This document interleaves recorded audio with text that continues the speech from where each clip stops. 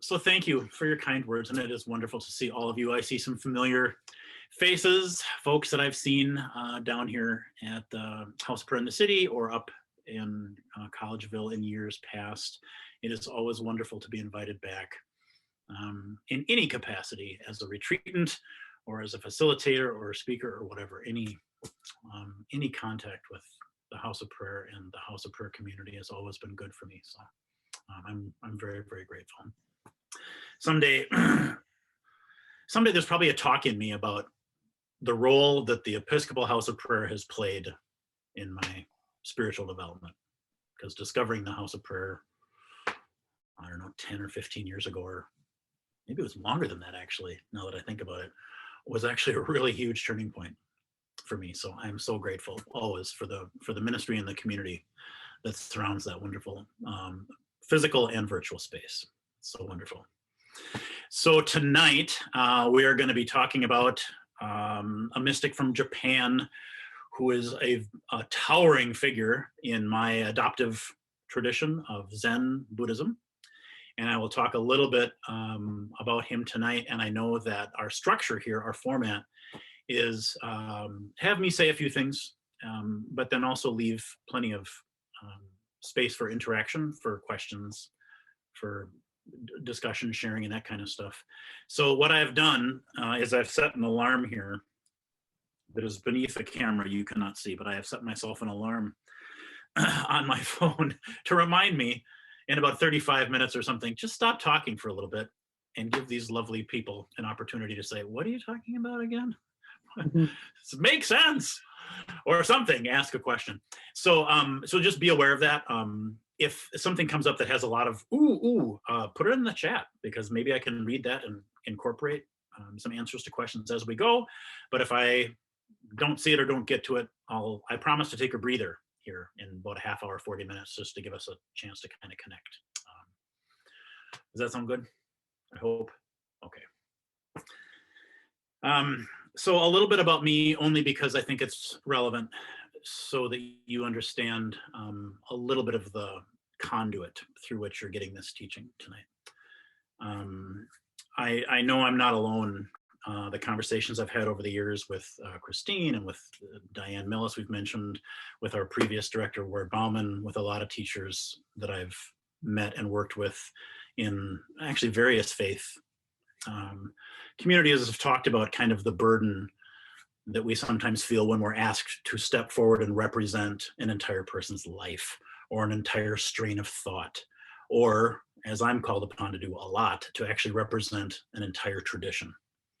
And from the inside, that feels hilariously unfair. It's ridiculous to ask somebody to speak on behalf of untold millions of people over thousands of years and to speak with some sort of grace about what their collective experience might be. Nevertheless, we do it a lot, right? Anybody who's ever heard a sermon from the pulpit knows, well, you kind of have to step up and speak on behalf sometimes of people that you may or may not have any right to speak on behalf of. So I'm feeling that acutely. I feel it a lot, but I'm feeling it acutely tonight because the mystic that I chose to talk about from the Zen tradition, as I said, looms so large in the formation of my particular lineage of Zen that to speak on his behalf seems hilariously hubristic. I will proceed to do it.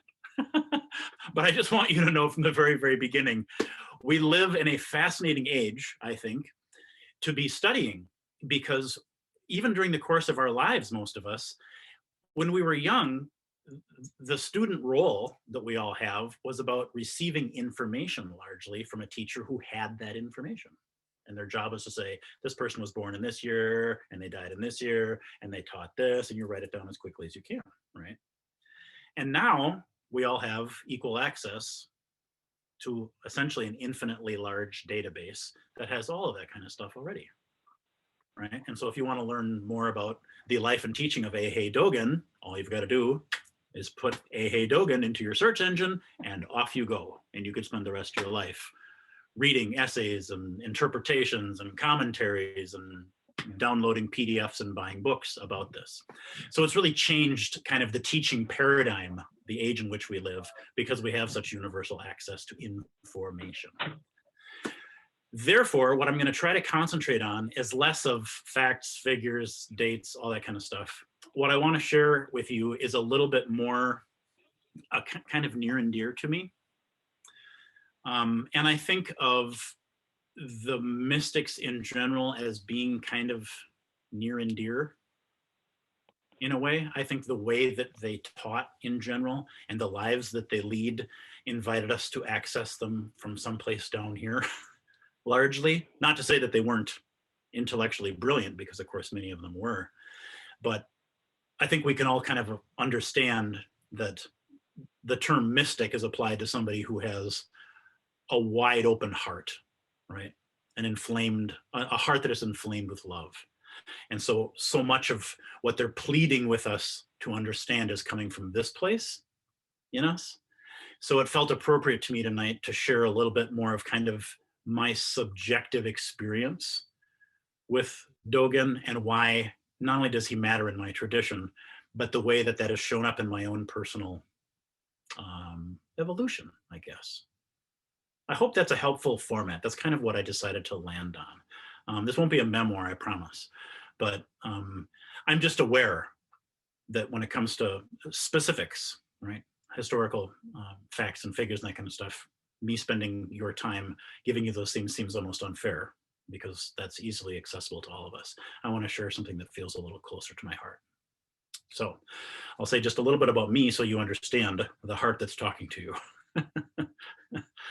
Okay, so I am Busho Lan, and I'm a Zen priest. I'm a fully empowered, lineage-holding Soto Zen priest.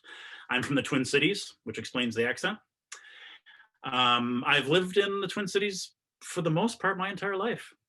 I was raised kind of suburban Catholic. I was actually baptized suburban Episcopalian. I'm just mentioning that in case it earns me any kind of street cred with this crowd. I'm just putting it out there. Technically baptized Episcopalian. I'm in. I was raised Christian is what I'm saying, and predominantly Episcopalian and Catholic. And I took the sacraments, and I was baptized and did First Communion, and we used to call it CCD. They call it something else now. I forget what they call it. But, confirmation and the whole deal. Did confession and did the whole deal. And I discovered, by accident or by divine providence, depending on your worldview, I discovered Zen Buddhism when I was in my early 20s. Good time to discover something as exotic and strange, right? Your early 20s, isn't that the time when we're supposed to be exploring new frontiers and asking crazy questions and, smoking thin black cigarettes and doing all the crazy stuff you're supposed to do when you're that age, rejecting whatever mom and dad taught you and venturing out into something bold. And I'm going to read the French philosophers and that kind of stuff. That was very much who I was. And what I discovered was a faith tradition, a religion. Zen is a religion that was so unrecognizably different than anything I had been raised with that it took me quite a while to begin to even wrap my head around the practice and the worldview that was being described to me in this book.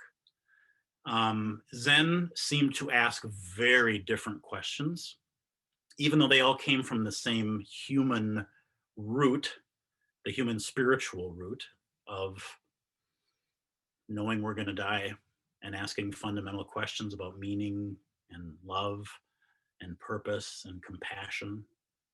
It certainly shared that, but how it got to those places was so different than what I was raised with that I've sometimes described that first book that I read as setting my head on fire. I was so fascinated. With what it was presenting me. And I won't go down that road too far, but one of the things that was put very prominently in the foreground in Zen was the role of doubt. It was said to be one of the pillars of the tradition. In fact, one of the 3 pillars of the tradition was great doubt. And I thought that was the direct opposite of everything that I had been told when I was a little boy. Doubt is to be, of course, avoided. You're not supposed to have it. If you do have it, you probably shouldn't tell anybody. If you do tell somebody, they're probably going to figure out a way to get you to cut that off, because that's understood to be spiritual weakness, right? At least that's what I took away. So to find it as a tradition that puts so much emphasis on the individual practitioner, on the experience, the felt and lived experience of the individual practitioner, including their doubt as well as their faith, was really fascinating to me. It was really, really fascinating to me. And I would come to learn in subsequent years, when I started learning big words about it, that it's probably fair, at least for tonight's context, probably fair to describe Zen Buddhism as an orthopraxy. Oh, in case you're boning up on your big words here, orthopraxy, a practice-based faith, or a practice-based tradition, an experience-based tradition, as opposed to an orthodoxy, a belief or word-based tradition. So you can kind of imagine why from the very, very beginning, I was in a kind of a traditions landscape that was very unfamiliar, very, very unfamiliar to me. And I was fascinated by it. So I've been practicing Zen Buddhism off and on since then. A lot of off, because I was in my early 20s, remember? And stuff that is really awesome to us when we're in our early 20s is sometimes really boring about a week later. Zen was one of those things. I was really into it. And then I wasn't, and then I was, and then I wasn't. I danced with this tradition for quite a while, but I've been practicing on and off for a little over 30 years. And what's woven into that, I hope, is a little bit of a, it's not an insurance policy, it's real. Zen is just as real in America as it was in Japan or Korea or China before it. But the kind of caveat is my understanding of this tradition has come about entirely in the English language, which I actually think is significant because language is a symbol system and it helps to shape our thoughts and therefore helps to shape our perceptions, right?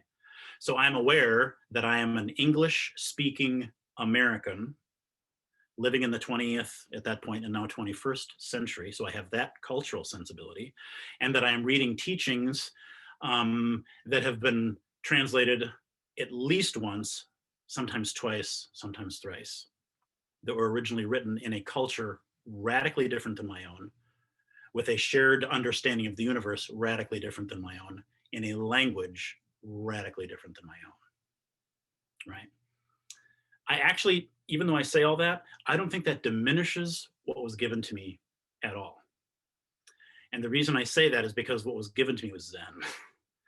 And Zen, from its very, very inception, this is actually the teacher I talked about last time for the Mystic series, Bodhidharma, from its very inception was said, just so you know, you can't write this stuff down. We're going to talk a lot about it, and we're going to write a lot of stuff down.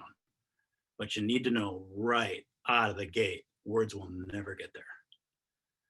And I think for all of us, even if we have no exposure to Buddhism, even no exposure to Eastern thought, no, that's the land where the mystics live anyway, right? They do their best to explain this stuff through logical syllogisms or through the didactic or through poetry or through dance. They're trying to convey an experience, right, of wholeness, of the divine, of presence, but they acknowledge that the delivery system is inadequate to actually contain the thing that I'm trying to, right?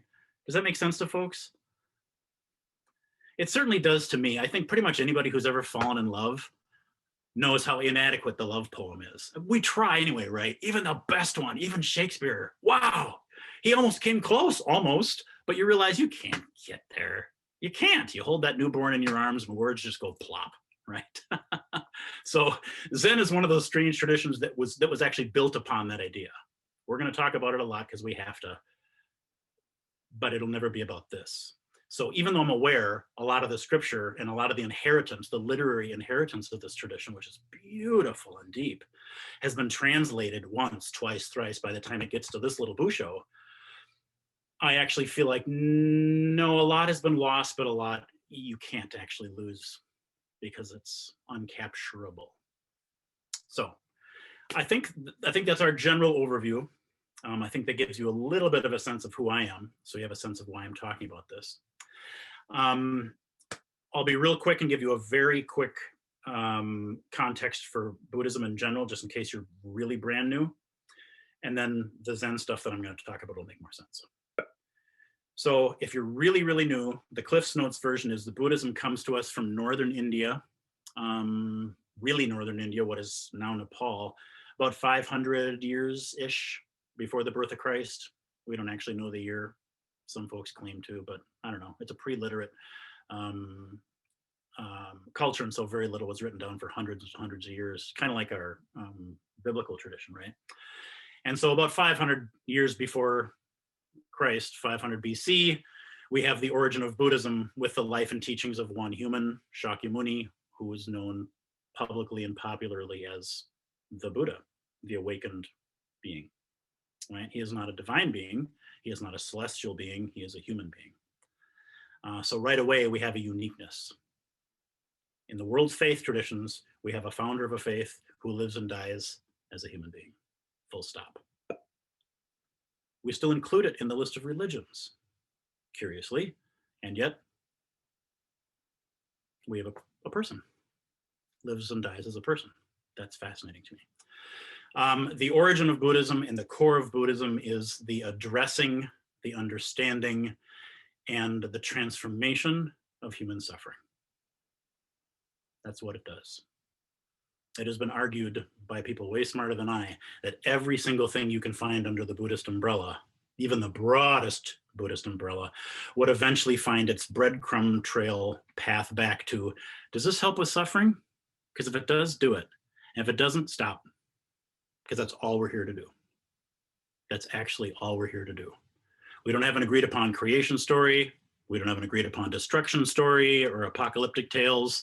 We don't even have agreed upon what happens after you die stuff, because at its core, Buddhism is really practical, like as practical as going to see the doctor. What do you think happens after we die? I don't know. Your arm is broken. Do you mind if we x-ray that and set it?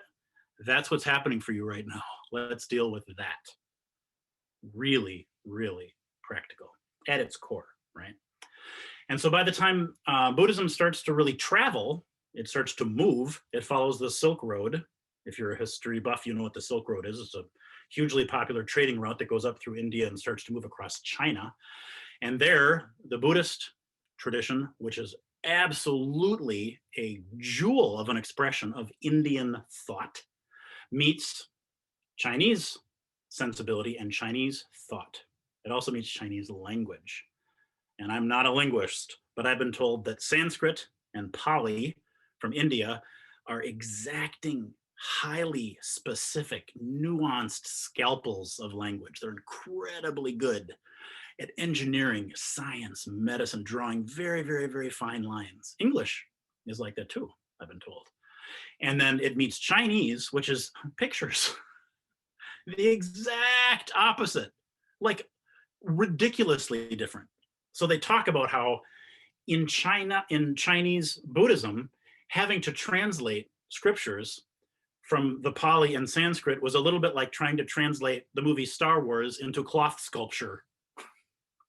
Try to figure this out. Try to somehow convey one thing into another medium that is so wildly different, you'd almost think it would be impossible. And yet, my linguist friends tell me one of the greatest achievements in the history of world translation happened when Buddhist scripture was translated from Sanskrit and Pali into Chinese, because it was brilliant and luminous and amazing. So Zen, what we now call Zen Buddhism, and that's my school, right? Zen is a school of Buddhism, just like Catholicism is a school of Christianity. It's just one form, one expression, is born in China. It's a Chinese invention. And it probably comes, depending on where you want to draw your line, about 1,000 years after the Buddha is gone. He has lived and died and taught, and he's been gone about 1,000 years by the time Zen is born. And it is born in China as a product of Chinese culture as an expression of Buddhism. So we have Buddhism here, absolutely, and yet heavily influenced by the Chinese worldview, especially Taoism. So again, if you're a religious scholar and you're familiar with the Tao Te Ching and Lao Tzu and Shuangzi, you read Zen texts and go, oh yeah, I hear the voice, it's right there. Strongly influenced by those traditions. So it travels through China, which is a lovely thing for a faith to do. It's encountering different ways of understanding. It is changing the world, and the world is changing it. And eventually it makes the big leap across the water to Japan. And again, if you're a historian, you know that China and Japan have had a checkered, storied, and very interesting history together, relationship, I guess you might call it, perhaps. But Buddhism makes its way to Japan, and then we finally arrive where we're going to arrive tonight, which is with our hero, my hero tonight, Eihei Dogen. Eihei is spelled E-I-H-E-I. On your handout there that I that I gave to Christine, and she was kind enough to send out to you. Eihei would be his Dharma name, his Buddhist name. He would not have been given that name when he was a child. He would have been given that name when he ordained as a monk. When you ordain as a monk, you are given a robe, they shave your head, and they give you a different name. It's an initiation ritual, right? I wasn't born Busho, right? And also I had hair at one point, and they took it away. You enter the room Martin with hair in normal clothes, and you leave the room Busho with no hair and a robe. This is how it's been done for 2,500 years. So Eihei is eternal peace. His teacher gave him the name Eternal Peace. That's very, very significant. He was given a highly powerful, deeply profound name when he ordained. Eihei, Eternal Peace. And the story of Eihei when he's very, very young, of Dogen, we just call him Dogen, that's his family name, is a very tragic one. He loses his father when he is 2, I think. I promised myself not to Google this before I gave you the talk. I just wanted to talk to you from my heart. I think he loses his dad when he's 2. He loses his mom, I think, when he's 5 or 8. I can't remember, but he's very young. So by the time he's essentially a kindergartner or an early grade school student, he has lost them both.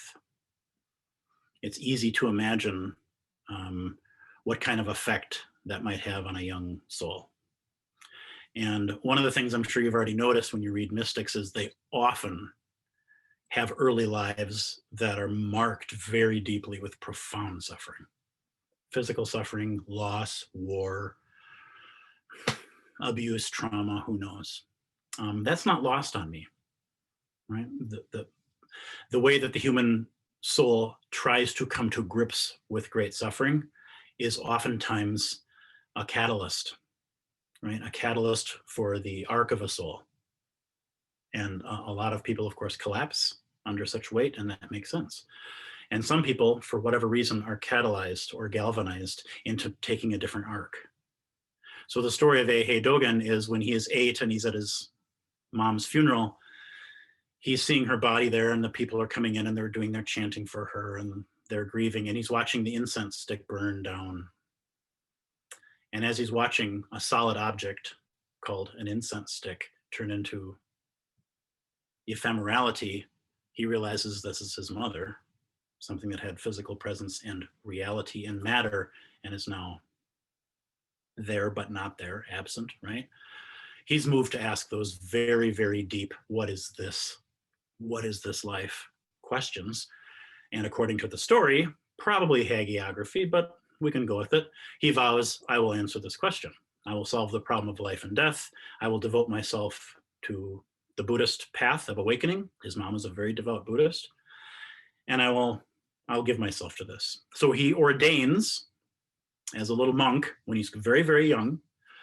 And again, he takes the tonsure and he's given the name Eihei, and he trains. And by the time he's in his early 20s, I think I'm right this time in saying 25, he is given full permission to teach. You're done. You've arrived. You've learned everything that I have to learn. You are given the brown robe. You have been given the status of lineage holder. You can go forth and teach yourself. You can take on students. He's given what we call in my tradition, the transmission of the Dharma. Dharma is a lot like gospel, the transmission of the gospel. Like you are a holder now of this, and the tradition is being entrusted to you. You're done, right? Very, very powerful. And yet he's only 25 years old. And even though he's been given full authority and literal papers that say, you've done it, you've arrived at Buddhism, in his heart, he knows that he has not, because he still has a question that is nagging at him. that he has been up till now unable to answer. And his question, I think, is a really brilliant spiritual question. And I'm guessing that a lot of you will recognize it in your own hearts, even if his words are different. His question is in relation to the description that is sometimes given to us, especially by mystics, that reality itself is already perfect. It's luminous, it's love, it's God, it's undivided, it's already there. You're done. You were born, it's a success. The universe is already fully realized, right? You're already Buddha is the language that's given to us in my tradition. You're already Buddha. Of course, you've always been that. What else could you possibly be? You are Buddha. His question was then, if that is in fact true, then why do we need Buddhism? And why do I need to practice? Why do I have precepts I'm expected to live by? Why is there meditation to be done? Right? Why is there hair to be shaven and robes to be worn? Why? If everything is already done, why strive? Why do anything? And I think that's a really, really good question. I don't think it's actually lost any of its veracity, even though he asked that question 800 years ago. That feels like a really good question to me. Especially when, as we all know, I'm very aware of the time in which we're meeting tonight. Right? Less than a week ago, there was a coup at our capital. We're losing our democracy. All of us who follow the news know our planet is dying. This stopped being fun a long time ago.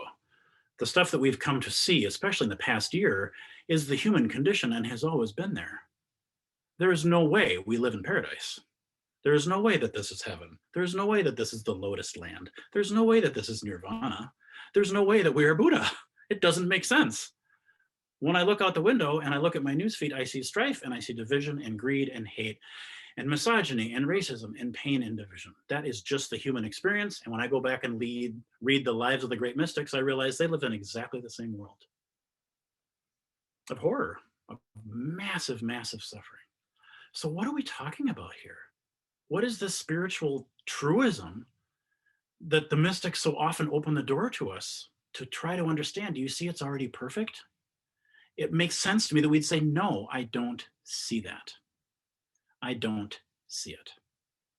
So when you tell me that everything is fine and that I'm already awakeness and that the creation is already complete and that I am Buddha or I am love, not only do I have a hard time buying that, but then it raises the follow-up question of why are we bothering to do anything at all? Why would religion or spiritual practice, spiritual endeavor even exist if my heart was already at rest? So for a 25-year-old, he's asking some pretty deep questions. And I told you I discovered Zen when I was about 25. I wasn't even close to asking questions that deep. But I love the story, and perhaps it is just a story, but I love the story of the sincerity and the boldness of this young man to ask such questions of his tradition after already being given full responsibility over it. Right? He could have just punched out and just coasted as a teacher the rest of his life, but he didn't do it. So I'm really moved by that.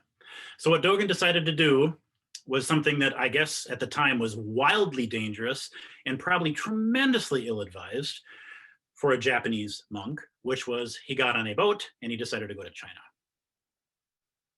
My understanding is that passage took a long time and was really dangerous, and about 1 in 3 boats never made it.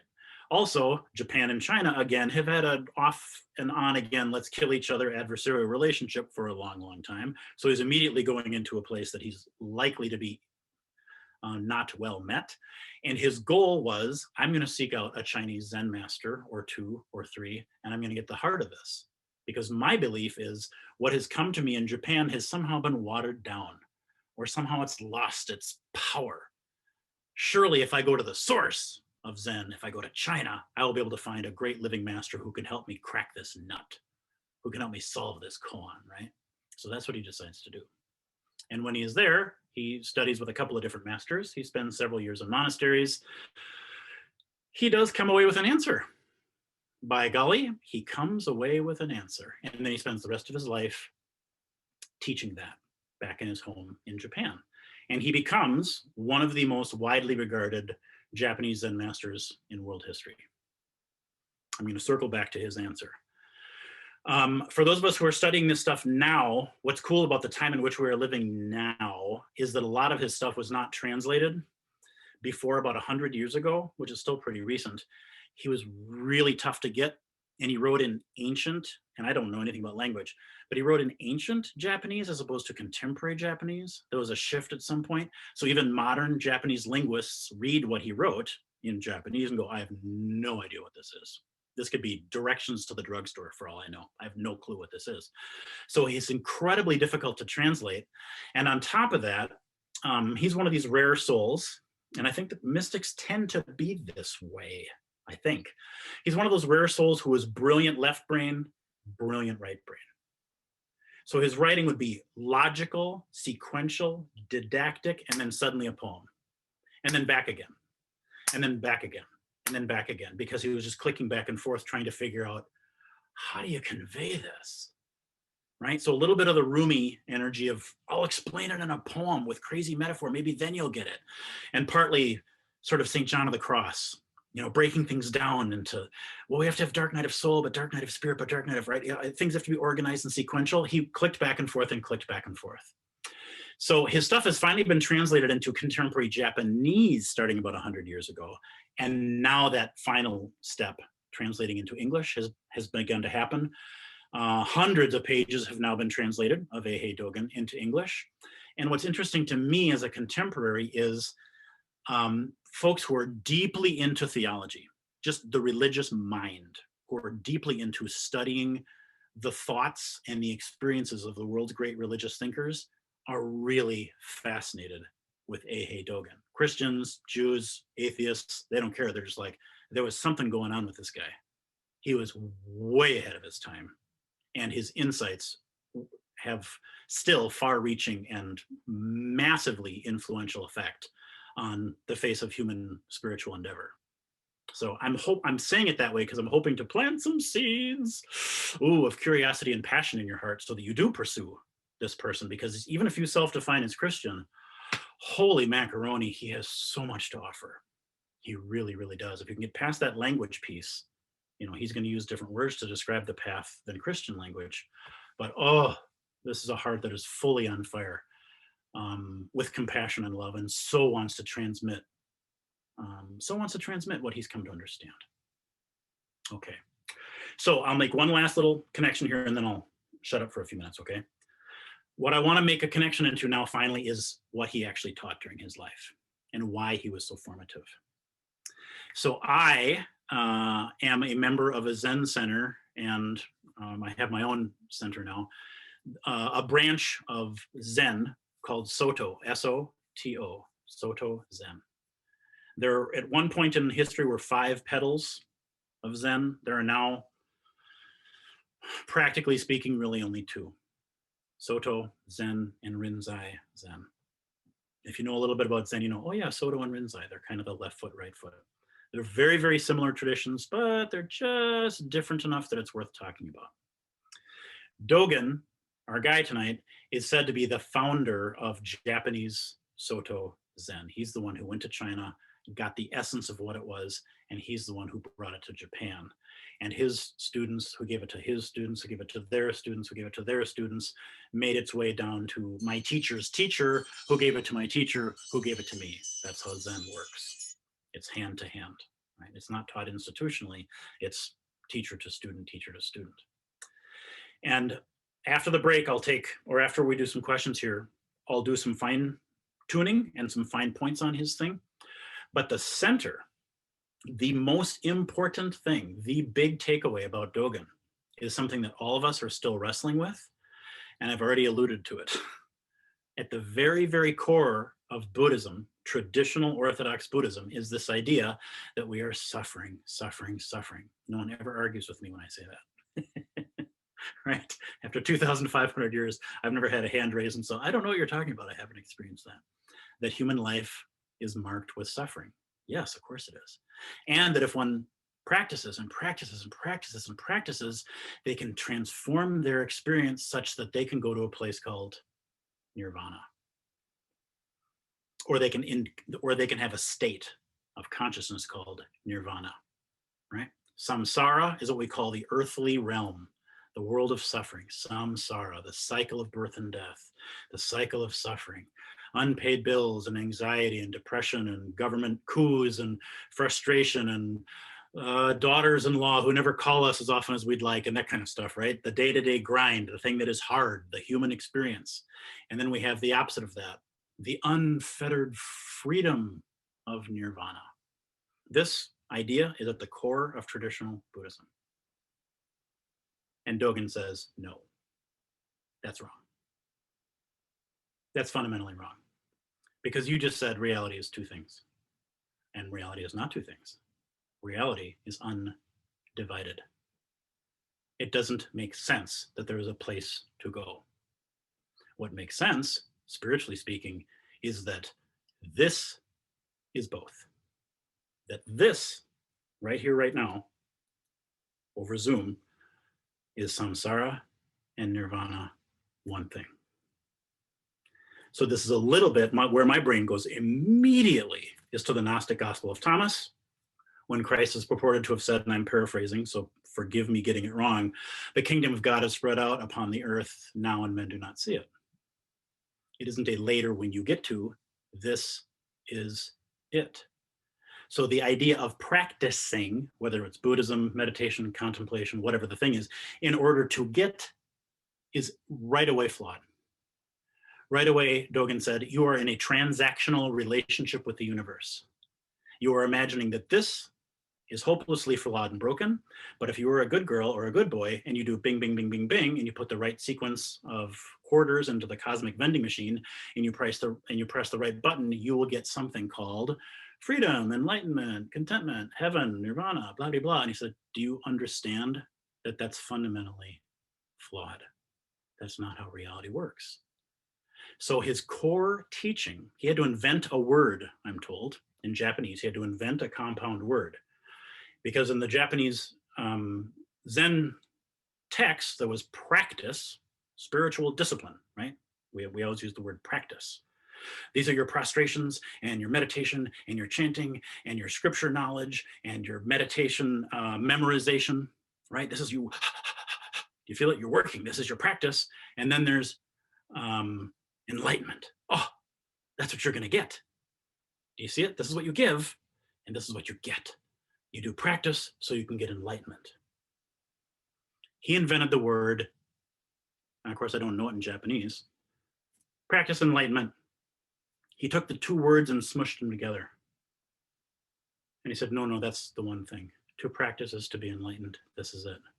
You don't, so put in contemporary English, you don't practice to become a Buddha. You practice because that's what Buddhists do, and you're already that. So the reason I'm emphasizing this, and I'll circle back again, is because if you take nothing else away from Dogen tonight, I really encourage you to sit with that idea.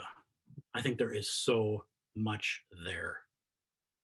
And like all good Zen teachers, he doesn't just say, please believe me and put it inside of your head as a fact. No, because you're not going to believe that any more than you're going to believe that we live in paradise.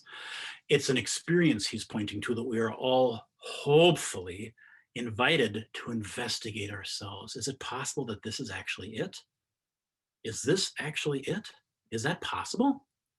Because his putting practice and enlightenment, or earthly life and divine life, or heaven and earth, into one thing is a brilliant spiritual masterstroke. And I think what it does for me, I'll speak for only myself now, is it forces me not to split. I can't split.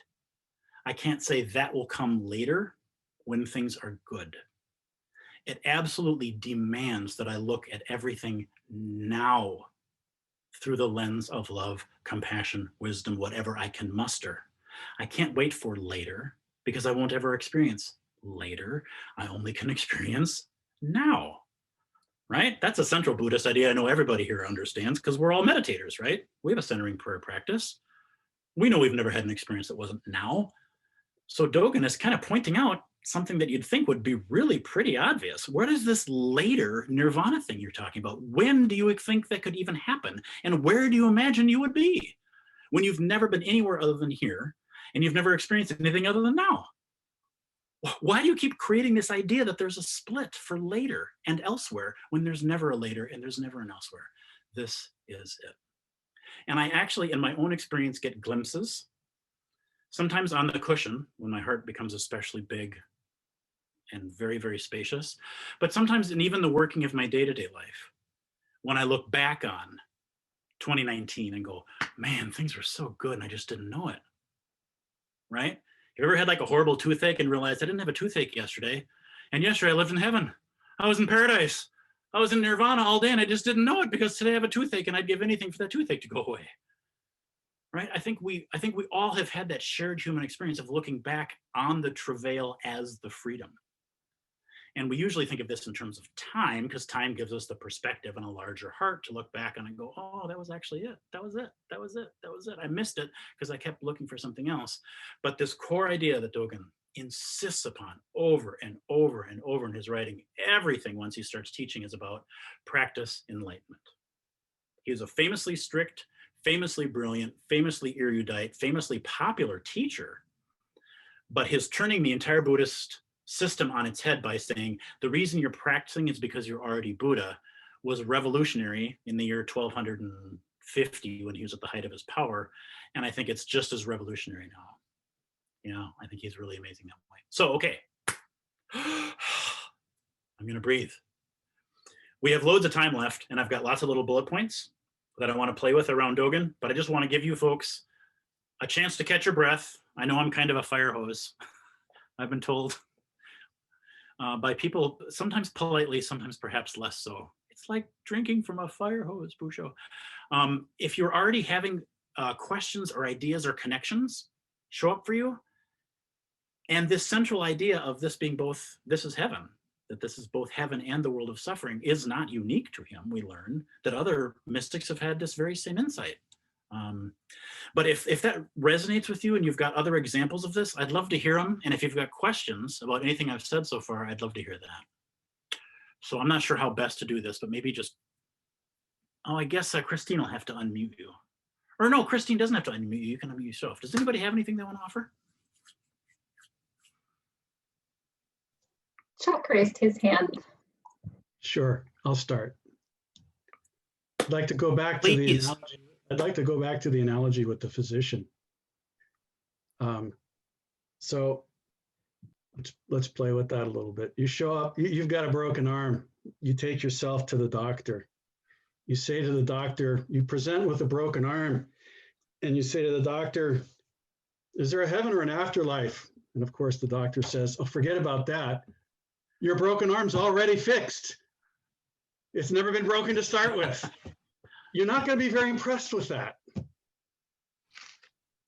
Indeed. Yes, indeed. What I'm aware of, and that's one of the cool things about talking about the mystics. Thank you.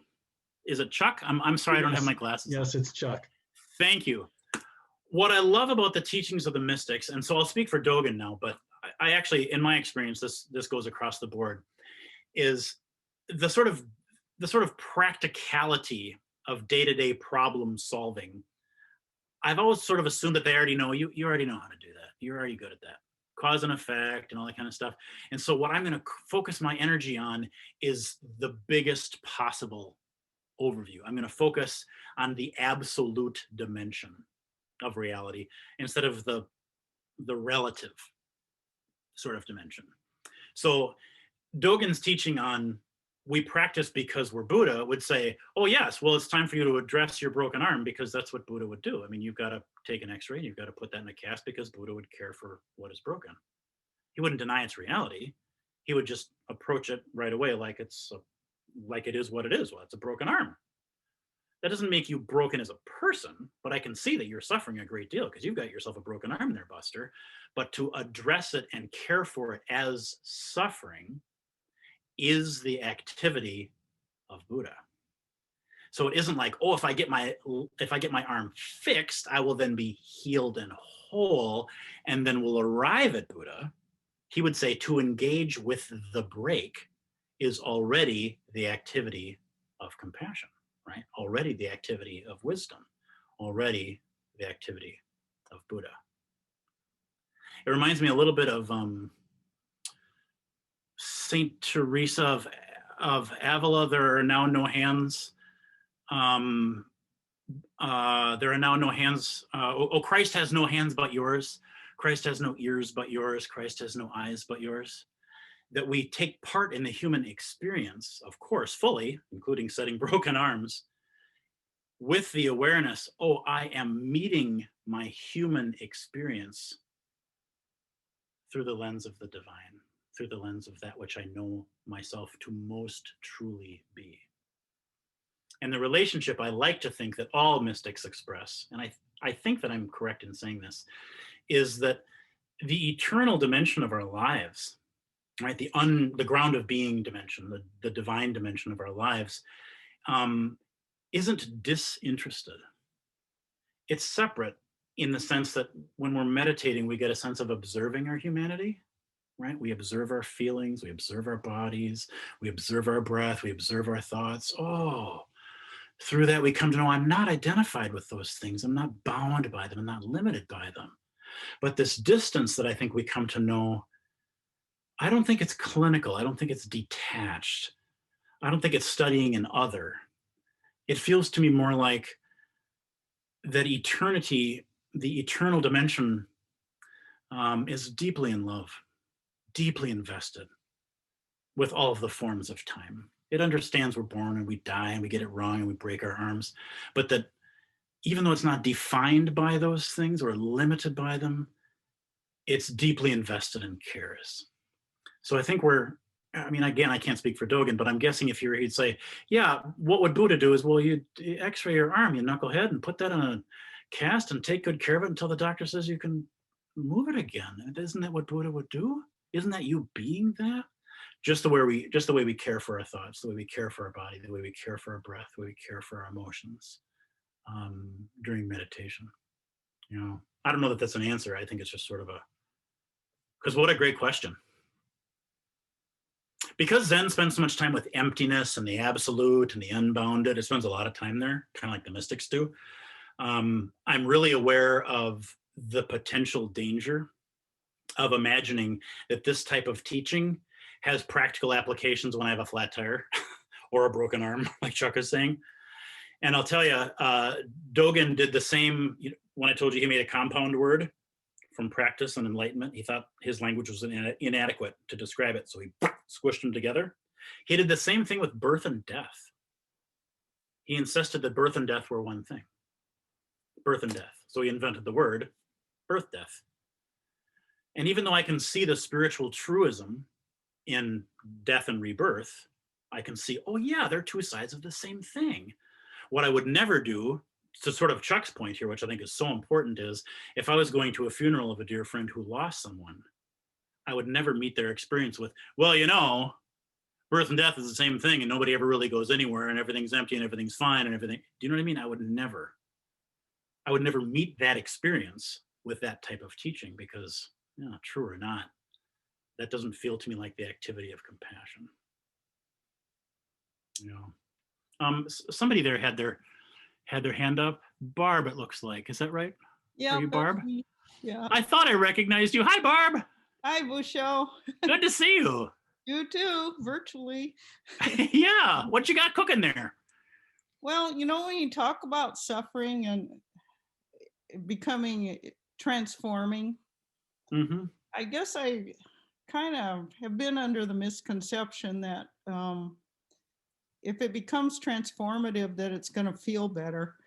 And I don't think that's true anymore.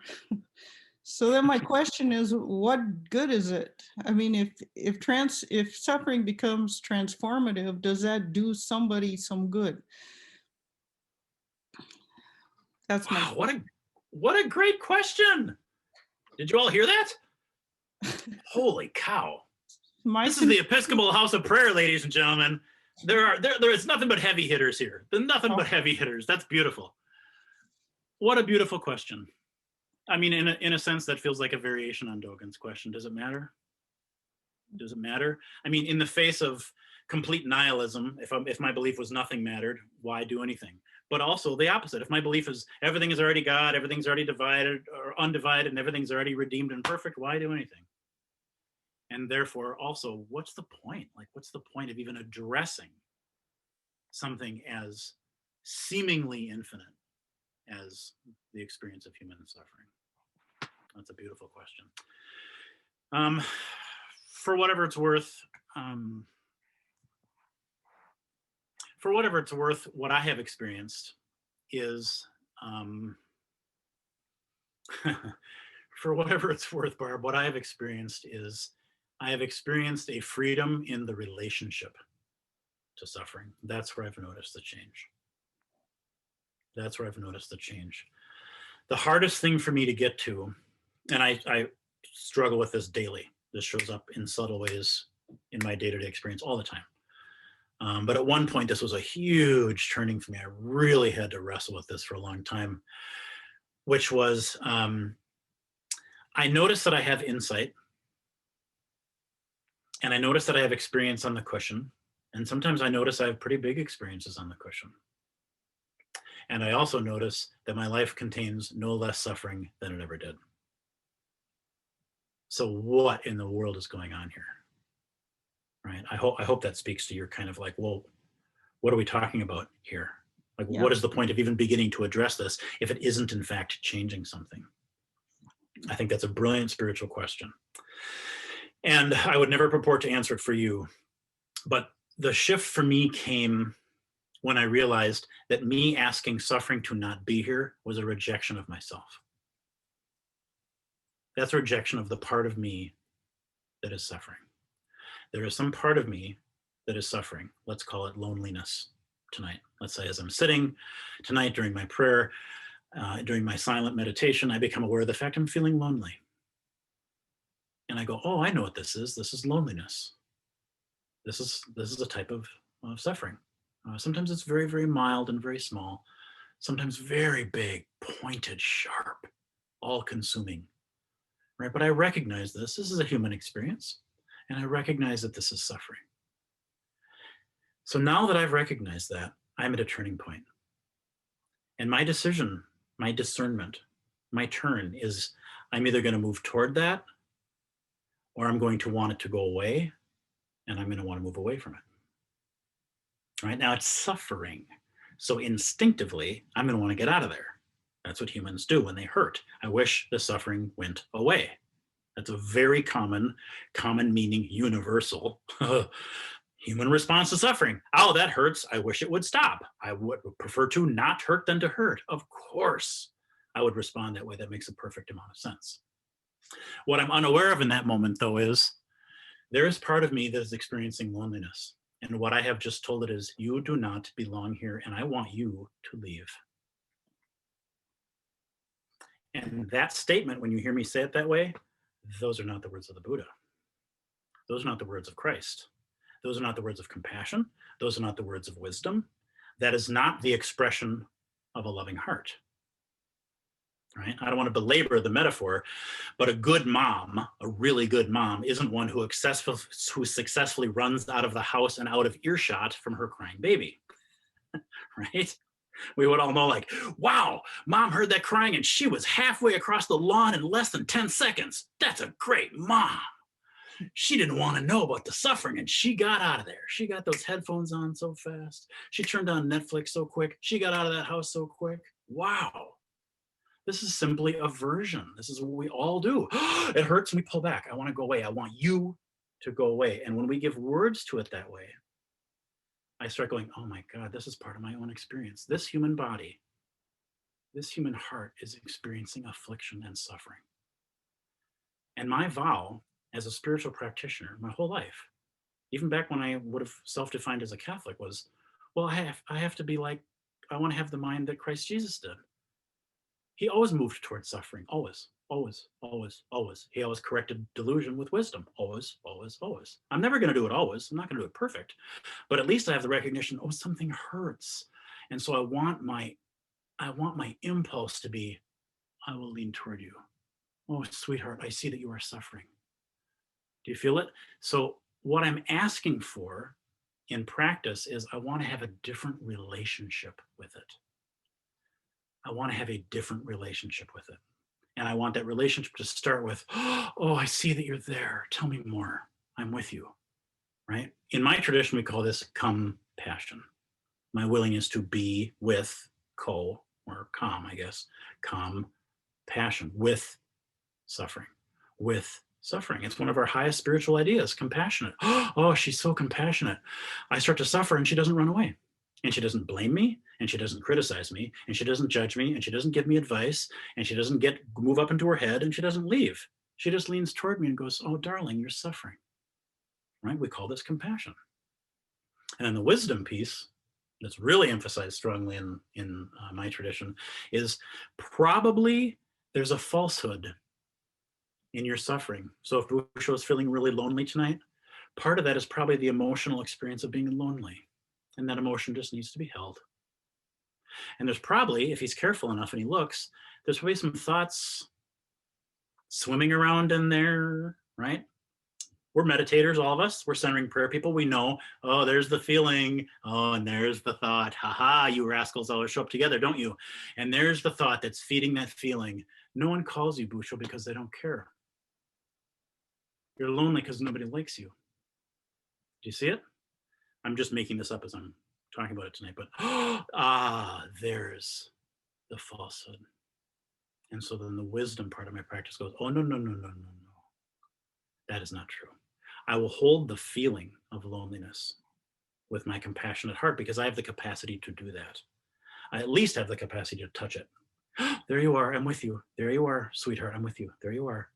And I need you to understand at a certain point when I see that delusion, when I see that falsehood, oh no, that's not true. So Barb is asking, I think, a fundamentally human question. I'm assuming that every single one of us has asked that question in so many words and is relating to the way we're trying to talk about it here, right? I want my practice to take my suffering away. I'm putting quarter after quarter after quarter into the vending machine. Why ain't it getting better, right? And based on that understanding, which again is, in my experience, universal, I do get frustrated after a while. I've been sitting and staring at the bloody wall for 30 years. And I'm still fighting with my wife over whose turn it is to do the dishes. Come on, Enlightenment, what the heck? I signed the contract. Are you going to show up or what? Right? I've been praying in the front pew of Mass every day for 25 years. At least take mom's cancer away. Come on. Is this ever going to get easier? This is a fundamental human landscape I think we're talking about. So noticing the part of me that wants the hurting part of me to go away is step one. I think it is a hugely important turn. And I actually believe that that is what's underneath Dogen's big thing of pushing these things together. If you imagine that heaven is later and other, then you stop paying attention now. Right? Your compassion is given permission to die. You don't need it now because later you won't be here and this doesn't matter. And I think all of us have that tendency as humans so deeply ingrained in us, the way we attach value to certain experiences, right? And we tend to devalue suffering. We tend to really add value to bliss, to joy. And so therefore our spiritual practice becomes one of seeking out something we attach much more value to and devaluing. And the truth is we live so much more of our time down here. So we don't know it, but we're creating a split in ourselves. And boy, if there was any one big trope with Dogen, it was don't create a split. It's never two things. It's always one thing. Okay, that was a really long rambling answer. I spent time in that because I think it really is important. Thank you, Barb. Okay, one more, and then I'll shift back. Anybody else have anything? Busho, I would maybe just add, I don't think I see any more hands going up, so I'll take a moment here. For me, in the context of Christian theology, Yes. The big split that you're talking about and the here and now and later, I found it really helpful when I ran across a theologian. Now I'm getting them confused. It's either Bob Schreiter or the other name that I can't think of, wrote a book called Models of Contextual Theology. And he pointed out just two tendencies in the Christian tradition as the ends of the poles, right? And that there's actually this whole gradation, but the two ends of the poles are salvation theology and then creation theology. And there's all sorts of tendencies on each side. And the salvation end of the pole is the one, like you're saying, that focuses on later, that focuses on linearity, that focuses on, you know, now and then, and or later, not now. Whereas creation tends to actually be more about returning to source. And in some ways, perhaps like you're saying, neither of them are completely adequate, because you know, returning is also sort of a sense of not now. But there's an alreadiness to that perspective. And I just want to throw out, a number of people in our EHOP circles have heard me say this, but my fascination with Evelyn Underhill's definition of mysticism, I think it's at this bothness. And I think for me, the language that she uses feels really real. And maybe it's the, you know, the young mother in me that was trying to do a dissertation and hold a half-time job and, you know, all these different, have young children, all these different things. And she says the art of mysticism is the two things. It's both the art of, or she says mysticism is the art of union with the flux of life, and it's the art of union with the whole of life. And for me, that's powerful. Just another powerful way of describing, I think, what you're introducing to us as the Dogen kind of don't do the split. But the flux feels like a really good way of talking about like this constant barrage of suffering, change, transformation, whatever it is. So I just offer that as a couple of other frameworks. You know, thank you. She's one of my favorites. I absolutely love Underhill's stuff. That was another one of those big turnings for me. Discovering her work was so important. And the quote you just gave is exactly that. We're always dealing, whenever we're talking about the mystics or even any really advanced spiritual teaching, we always enter into the realm of paradox, right? Where language just is clunky enough that we're describing something that is, it's where we're actually getting now with science, right? We were lucky enough, all of us, to be born into the age where they discovered, yeah, light is a particle. Oh, also it's a wave at the same time. So wrap your brain around that.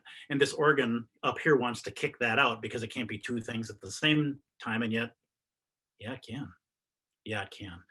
You know, the lake is really made up of separate waves that are distinctly separate. They all have their own little shapes that are just unique. Never been a wave like it. And at the same time, it's just a lake laking, and there's no place for the wave to go, and the wave was never separate to begin with. And these seeming paradoxes, and I like to preface the word paradox with seeming because I'm aware that the paradox doesn't exist in reality. It only exists in Busho's perception. He can only see one side of the board at a time, right? So he clicks back and forth as quick as he can. It's a particle, it's a wave. We're separate, we're together. We've got a lot of work to do. We are a mess. We're already enlightened and everything is fine. Somehow clicking back and forth helps me a little bit, but I completely agree with what she's talking about there. And that is the great mystic project, right? How do we wrap words and teachings, let alone a life, around the fundamental truth that I'm expressing just the one unique life that I am, and yet I'm expressing the all, and that those two things are the one thing. So I'll say a few more things about Dogen, and then we'll wrap up here, and I'll turn it over to you folks for any other questions. The handout that I had Christine send to you has got some quotes on it. I won't read all of them because, of course, you can read just as well as I can. You'll see on that Eihei Dogen lived from 1200 to 1253. So for its time, that's still on the short side, but not a tragically short life. By today's standards, that would probably be tragically short. Zenji, that third word, is just an honorific. That means he was the abbot of a temple. What we have in that first paragraph, though, is a small section, a small paragraph from the work Fukan Zazengi. And if this is something that really appeals to you, you can certainly do a search for it later and get the whole thing. There are a lot of different translations of it. I included it for all of us here tonight because Fukan Zazengi translates as, I'm really going to play with the translation just for our crowd tonight, but basically that's his, I recommend sitting meditation to everybody. That's roughly what it translates to. It actually translates to universal recommendation for the practice of Zazen, but Zazen means sitting meditation, and the universal recommendation is him saying, hey, sitting meditation is fantastically helpful for everybody. So there's about a 3-page little essay he wrote. And he actually rewrote it and edited it a number of times in his life. There are several versions of Fukan Zazengi, but the final version of this 3-page little essay on I recommend sitting meditation to everybody is chanted daily in most Zen temples and monasteries throughout the entire world. It's seen to be that important a piece. And as you're seeing it there in front of you, you'll notice he starts with put aside the intellectual practice. So right away, he's just saying it ain't upstairs. It's going to be down here someplace. Put aside the intellectual practice of investigating words and chasing sayings to learn the backward step that turns the light inwardly to illuminate yourself. So right away, he's giving us 2 instructions. This is not the organ that you'll be doing your apprehending with, folks. You're going to want to move down about 12 inches. Boom, right? And secondarily, our tendency to look out, out, out, he says, please turn that in. The light turns inwardly. In light of his later writings, and is certainly in light of the Christian theology that I've come to understand, that would be him saying, if you want to apprehend creation, please remember to look this direction too, right? It is no less spacious than that direction. So backward step is kind of a fun way of saying, we normally think the step goes this way, and he's saying, please go in. Your original face will become manifest, your original nature, your divine nature, Christ consciousness, your Buddha nature. Body and mind drop away is his famous phrase for we begin to stop identifying the limits of ourself with this, with this container. This is part of creation and therefore whole and divine, and yet this is not in fact the limits of who you are, right? Again, I told you kind of the skeleton key for Dogen is whenever he thinks there's a limit implied, he'll immediately destroy it. No limits, no splits. No limits, no splits, right? Body and mind of themselves drop away. In meditation, you're going, oh, that's not the edges of me. I'm much, much bigger than that. And so then my original face, my original nature, my true self, kind of capital S self, the way we talk about it sometimes. And then he has one of my favorite sentences in all of Zen, which is the Zen, the Zazen, the meditation that I am speaking of is not meditation. So this is, I'll remind you, this is Zen Buddhism's central meditation instruction text that very clearly contains the line, the meditation that we do in this tradition isn't meditation. That's funny for a bunch of reasons, but Zazen, the word Zazen literally means sitting Zen, sitting meditation. He's going so far out of his way here to go, this is not your normal understanding. We're going to do Zazen, we're going to do our meditation every single day in a monastery for hours. This is a central practice, but we're not going to call it meditation because as soon as we call it meditation, you think it's a way to get something. Oh, you're driving me crazy, you monks. You think it's something to get, and that if you do it enough that you'll become Buddha. So right away, you've lost it. Right away, we've lost it. Instead, it is the gate, it is the door to peace, bliss, the practice realization. There's that compound word of practice enlightenment or practice realization. This is what you're doing. You are actually expressing ultimate reality. It is the manifestation, he says, of ultimate reality. So it's almost like he's saying, as soon as you call it meditation, look at how small you've made it.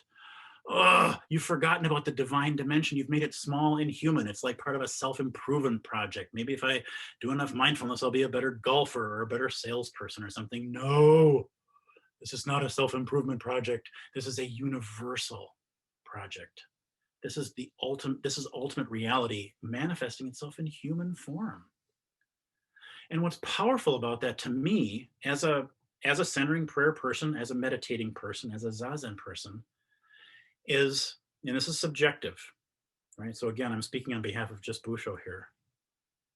There aren't many things that I find as evocative as the image of a person sitting in meditation, regardless of the tradition, I don't care. I find something so inherently noble, so inherently dignified about a human being who knows, oh, I'm awareness. Whew, I'm awareness. I'm awareness in a human body, right? It's like Desjardins. I'm not a human having a spiritual experience. I'm spirit having a human experience. I should investigate this. I should stop, and I should sit still, and I should sit upright, and I should let this thing called a body, these bones, this meat, take the shape of balance and poise and dignity and symmetry. And the heart is open and responsive. Do you feel it? And the eyes are either half open or they're closed. You can feel when you're with somebody who is meditating, again, just regardless of the tradition, here is a human who is engaged in something fundamentally noble. They are wise enough, awake enough to realize it's about way more than just this stuff. There's something else going on here. So from my point of view, and I like to think Dogen's, this is the edge. This is the thing that makes our species so fascinating. This is our edge. The edge of evolution on our planet is all these forms that life takes. And one of them figured out that it's life. One of them figured that out. That's us. Wow, isn't that amazing? That's a blessing and a curse, depending on what kind of mood we're in, depending on what kind of day we're having. We get to know that we're going to die. We're going to die. This is going, gone. The vehicle is temporary. Is the consciousness temporary? Is this just the light bulb? But I'm not the light bulb, I'm the light. What's going on here? To take the posture of meditation is to do, from Dogen's point of view, there is the activity of Buddha. Right now, you've just done it. To just sit down and take that posture with your heart, with your bones, this is the activity of awakening. This is it. This is how we awaken. This is how we evolve. This is how we come to know ourselves as love. If we think it's out there still and we're perpetually chasing and we're always grasping and it's always right, we can feel how lost that spirit can be. We can get depleted so easily. So he describes this turning of just sit down and turn the light in. There you go. Right, there you go. It doesn't mean the problems don't end. To Barb's beautiful question, it doesn't mean the suffering goes away, but you've got a very different container in which to hold that suffering. And with practice, this is actually one of the things that I think when Buddhism is really practiced well, I think Buddhism does this particularly well, is it encourages us to stretch. It sometimes feels physical, to actually stretch the limits of our compassion. Can you hold that, even though that's a big one, even though that's a hot one? Oh, that one hurts. Can you hold it? Can you hold it? Can you hold it? And we actually get better at it and better at it and better at it. And our capacity, our awareness capacity gets bigger and bigger and bigger, so that the suffering that arises isn't gone. It isn't different even, but it's being held in a much bigger container. And so when I'm a little tiny person and I'm experiencing a lot of suffering, then I'm right at the edges of what I can handle. Oh, I'm right at the edges of what I can handle. And I want it to go away. I want it to go away. I want it to go away. It's eclipsing who I am, right? But if you can imagine that same person doing Zazen or compassion prayer for many decades, you could imagine that very same amount of suffering showing up. But now the person's this big and their heart is this big. And they go, oh, that same thing is there, but I'm not as reactive. I'm not needing to run out of the house to get away from it and go, oh, there you are. I see you. Because I'm this big now. This is the evolutionary movement that the mystics invite us into, right? So my teacher has sometimes used the, because boy, I'm slow to get this one. She always uses the metaphor of salt water. She said, if I just put a teaspoon of salt in a shot glass of water and have you drink it, it's terrible. It's the saltiest thing you've ever tasted in your life, and it's awful. You want to spit it out. And she said, and Busho, when I put that very same teaspoon of salt into 50 gallons of water, and I give you a cup full, you can't even taste it. So your job as a Zen practitioner is, we would say, put on the mind of Christ in the Christian tradition, is to put on the heart of Buddha. Get bigger and bigger, see more and more, hold more and more, so that the suffering, of course, is the same. This is the suffering of the human experience, right? And yet you with the intensity of an eternity, are able to be in relationship with that, right? And to love it for all that it is and see it with clarity and set a limit with what is wrong and evil and hold what is hurting. And this is the way that I imagine mythological figures. And Dogen wasn't a mythological figure, but I realize the person who lives inside my head is certainly a myth. But these giant figures like Saint Teresa and Dogen and Jesus of Nazareth and Buddha, I imagine them just encountering suffering with not even blinking. Oh, there you are. Because there's no sense that they're near their edges and that they're getting anxious or reactive or angry or blaming or shaming or needing to leave. That they would respond the way a big-hearted and very skillful mother would respond. Again, my metaphor. To the crying of a child. Oh, there you are. What's going on? What's going on? I'm not identified with that suffering. It doesn't limit me. I understand that it's part of my experience. I'm in relationship with it. But you can feel that mom's non-anxious presence is engaged and caring, right? But she's not identified with this suffering, so she doesn't need to escape from it. She doesn't need to shame it, blame it, run from it. She can just respond. And this is how I imagine Christ walking through the marketplace. This is how I imagine Buddha going from door to door with his begging bowl and answering people's questions and bearing witness to their own births and deaths and problems and travails. So Dogen finally, and I'll wrap up with this, he describes, using metaphor again, he's turning into a poet right before our eyes, he describes how it feels to him to have this realization that just to sit in meditation is it. This is it. He said, it's the manifestation of ultimate reality. Traps and snares can never reach it. You can't trick your way into or out of it. It's like you're safe there, right? And once you figure this out, once it's heart, once the truth of this is grasped, you're like a dragon gaining the water. Remember, this is Japan. And in Chinese and Japanese cosmology, dragons are pretty real. And they fly through the air and they swim through the water, and they're very friendly sort of earth creatures. They're not our Western dragon that are mean and killing people with fire. They're a very different kind of dragon. Eastern dragon, Chinese dragon's a very, very different animal. And they're in the water and they're in the air. And this is the image of something in its element. It's in its element. You're like a dragon gaining the water, or like a tiger settling into the mountains. You're home. You're absolutely in home. Isn't that beautiful? So he's painting a picture in his most seminal, most widely quoted codicil, his most widely quoted essay, The Nature of Meditation. And he's turning that old understanding that we're here to get something and demand something because of our brokenness on its head by saying, just your sitting, just your willingness to engage, just your sincere and wholehearted willingness to practice is the activity of Buddha. That's what love does, is it recognizes that it's in a human form and it rushes toward it with all the compassion and all the wisdom that it can muster. That's what Buddha does. And so that's what our meditation becomes framed as. That's what our centering prayer becomes framed as. That's what our whole spiritual endeavor becomes framed as. So we never arrive, we're never done, but we can never fail. We can never fail because to do it is to complete it, right?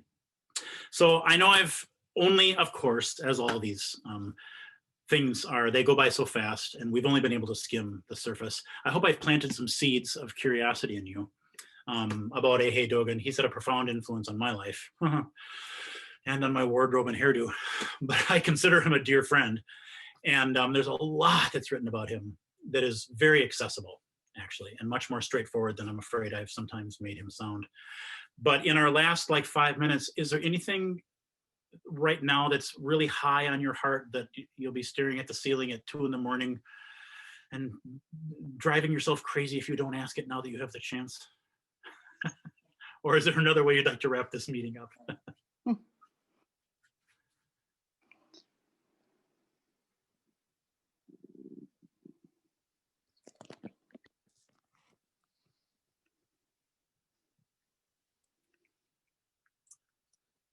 Oh, I see somebody's got their hand up there. I can't hear you, but I can see you. Can you hear? I assume I'm unmuted now. You know, the There one thing, and this is speaking of Evelyn Underhill, this is definitely a paraphrase. So, but she talks about the ever active mystic I call it meditation, is never to be just for yourself. It's always to activate you out into the world to do things. And that's something that's always puzzled me about that suffering here is it's a context of the individual, but where does it get translated to being able to go out into the world to do what you can to relieve that's real suffering too. And I never seem to hear that transition to being out, to feed the hungry, to clothe the naked. You know, that's always seems missing to me. And I know it's, well, if I'm compassionate to you, I'm compassionate to the world, but that doesn't quite cut it for me, I just have to say. Oh, I certainly hear that. What a beautiful question. It's actually one of the things I'm asked the most. I'm asked variations. It's such a good question that I'm asked that probably more often than anything else. And I speak at churches and universities and colleges and all sorts of different places. And I think what that's a sign of, it's probably two things. One is that when I'm teaching Zen, I tend to concentrate on the internal dimension because that's one of the hallmarks of Zen. So I don't talk much about the social dimensions of the faith, the way it's engaged in the world. But also, and I think this is very fair, and again, this is a generalization, so forgive me, Buddhist ancestors. I think it is fair to say that one of the criticisms that's been leveled against Buddhism as a whole for 2,500 years is because their understanding, our understanding, starts with suffering is born here. It is therefore solved here, can lead to, and often has led to, an inadequate engagement with the problems of the world, right? I've heard this said, and again, this is a generalization. Some traditions are like, no, we've got to go solve the problem out there, so much so that they lose this. And others have erred to the other side. We spend so much time here that we forget about that. And so this idea, I think of Richard Rohr and his Center for Action and Contemplation. Action and contemplation, there's always an implied relationship between those two things. And so despite historically, probably it's fair to say that Buddhism has erred to the side of inaction because of everybody wanting to solve the problem here. Theologically or abstractly, I don't know if theologically is the right word in Buddhism, but there's a point at which the individual suffering, for example, the suffering of Busho, is in fact the suffering. In fact, some traditions say you cannot put a possessive pronoun before any word that describes affliction, because it's not your heartbreak, and it's not your suffering, and it's not your anger or your loneliness. It is the loneliness, and it is the heartbreak, and it is the suffering. And you are not alone in having it. And if you're experiencing loneliness, you can bet that Christine has experienced loneliness too. And so has Dan, and so has Chuck. And so how you bear witness to your loneliness is literally bearing witness to the only loneliness that there is, the human shared loneliness. We all have our own different expression, our own little flavor of it, but you are actually addressing the universal problem. And I think the spirit here, because you can sort of feel, I get it, but I also get why you'd say that's unsatisfying, right? Because if my neighbor is starving and I've got plenty of food and I'm not going over there and helping him, right? I'm not feeding the hunger.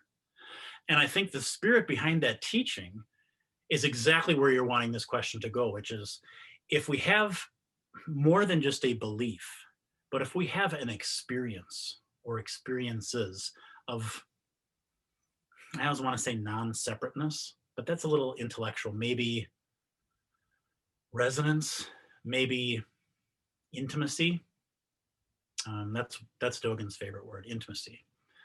When I experience enough intimacy with the experience of another human being, their suffering becomes mine, their joy becomes mine, their hunger becomes mine. And the idea of ignoring their very real experience of pain wouldn't even occur to me, right? So I think, what do I think? I think that contemplative practice and contemplative insight without action is not in any way enlightened. I don't think it's in any way compassionate. I don't think it's in any way wise. I completely do not believe that we are self-contained spiritual vehicles and that somehow we can practice on our own. And this is a whole nother talk for a whole nother time, but one of the great thunderclaps of wisdom behind the entire Mahayana movement in Buddhism was that the original idea of individual, I'm going to say salvation here, individual enlightenment was just false to start with. It doesn't make sense.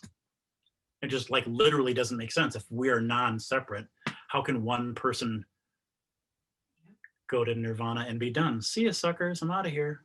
You can kind of feel like that doesn't make sense. That like literally doesn't make sense. So I have a lovely neighbor here in my neighborhood who has that sign we've all seen on her lawn. Oppression anywhere is a threat to freedom everywhere, or no one is free while others are enslaved, that kind of teaching. Basic, core, right off the rack Mahayana Buddhism. That's fundamentally and literally the spiritual ideal isn't of personal salvation. My job is not to make my suffering go away. My job is to care for my suffering so carefully that I begin to realize it is yours, and my capacity to hold and care for my suffering starts to now extend to Christine and to Chuck and to Dan. And I start to realize, oh, this is a universal project. This is a universal project. If I do not care for your hunger and I have enough and more than enough to eat, that is a fundamentally unethical action. And that's a really high bar for ethics.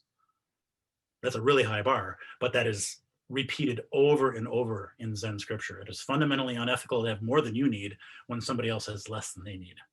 So what we're pointing to here is that spirit of civic engagement that you're referring to. Like, get out there. You've got to do something with this big compassionate heart of yours, your big la-di-da fancy Zen thing. If you're not out there helping, then what are you doing? And I love that the Zen tradition is in this country now, because even though it's only been here 60, maybe 70 years with American people born here practicing it, that American spirit of get out there and get your paws dirty, the separation between monastic practice and everyday life just doesn't exist the way it does in Japan and China. And so American Buddhists tend to be wired exactly the way you're asking about, like, what do we do? Do we get out there? What do we do? Do we get out there? We got to get out there. We got to sit, and then we got to bring it out. Then we got to sit, and then we got to bring it out, and it's this dance. You know, I wish we had more time for that question because it's so beautiful. All right.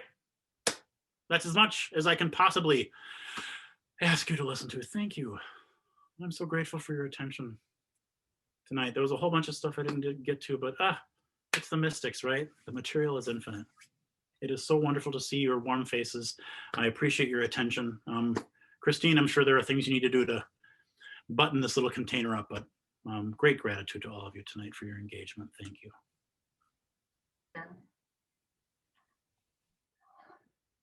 Perhaps I'll offer the prayer of quiet as perhaps the mystic would and not offer too many more words. Thank you so much, Busho. One of the things I admire about your teaching is it's expressed in the gesture that you often use. It feels really real and really connected because I think you're speaking from experience. And so thank you for being with us. And as I mentioned earlier, this won't be the last time nor the first time. So thank you, everyone, for offering your time and experience to our shared learning. And we'll see each other again.